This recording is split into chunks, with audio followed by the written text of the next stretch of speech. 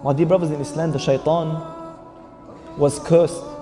He was thrown out of paradise, guaranteed hellfire for eternity, and was given the curse of Allah Azza wa Jal for refusing one sajda. To who? To Adam, to a man. What's going to happen to us who refuse to bow down to the Lord of the heavens and the earth?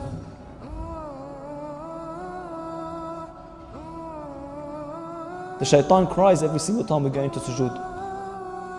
He cries. That Adam was ordered to make sujood and he made sujood. And I was ordered to make sujood and I refused. That watchman that the Prophet ﷺ guaranteed, whoever gets up while the Muslim army was going to war and they were going to sleep that night, who wants to get up and be a watchguard for the Muslims? So two men stood up. They go, we'll do it. One would do half the night and the other would do the other half.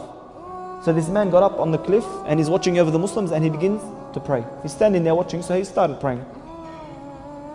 He started praying and the enemy came. And as they were approaching, he saw the man on the cliff and he knew this man would alert the Muslims, so they couldn't ambush them. So he grabbed the arrow and he shot him. And the arrow entered one part of his body and exited the other. And this man remained there standing praying. He did not want to leave his prayer. Look how important it was to him. He didn't want to leave his prayer. We took some of the shababs a few weeks ago to skirmish paintball. Little paintball just hits you, it stings. You should see them run. And it's killing and they're rolling on the floor in pain. This man took an arrow in one part of his body and out the other and he didn't move. Another arrow, the second one, straight in one part, out of the other. The third arrow, straight in one part, out the other. And he would not leave his prayer. At the end, he left his prayer and he returned. As he was returning, he called the man who was supposed to take over his shift. So the man looked at him, he goes, why would you not pray? Why would you not leave the first shot you had taken? He said, by Allah, I was praying a prayer. And I was reading a surah that was so beautiful that I did not want to leave. I wanted to die as I was praying and reading that surah. And if it wasn't for my promise to the Prophet ﷺ that I would guide the Muslims, I would have stayed in that prayer and died in that prayer. Look at the importance of salah in their lives. The man who wanted to get his leg chopped, what did he tell them? Chop it off, wallah min salah. You know how the narration goes?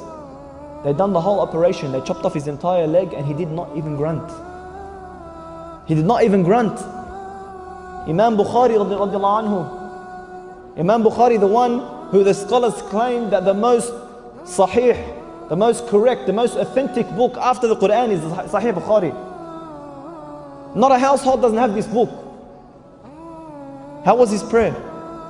His students once narrated, you know what they narrated? They narrated that once he got up to pray, and as he finished his prayer, he gave salam, he felt something on his back.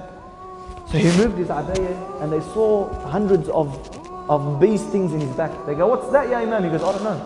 He prayed his entire prayer, a whole hive or whatever of bees attacked him and he didn't even feel it, he didn't even know what had happened until after he finished his prayer. Is this our prayer? Is this how our prayer is? Ali radiallahu anhu, look, why was he at such a great status? Very simple. One day he was praying and the house around him began to burn. He was in a house fire. And people all gathered around and they saw him, he's still praying. And then they called out to him, Ya Ali, the house is burning, Ya Ali, the house is burning, and he didn't listen. At the end of the prayer, he gave salam and he walked out. They go, Ya Ali, didn't you hear us calling out to you that the prayer is burnt? The house is burning? He replied, can you hear what you're praying? Can you actually hear others or hear things while you're praying? He couldn't understand, how could that be? Is that the true value of salah in our lives? Seriously, do we have that khushu'?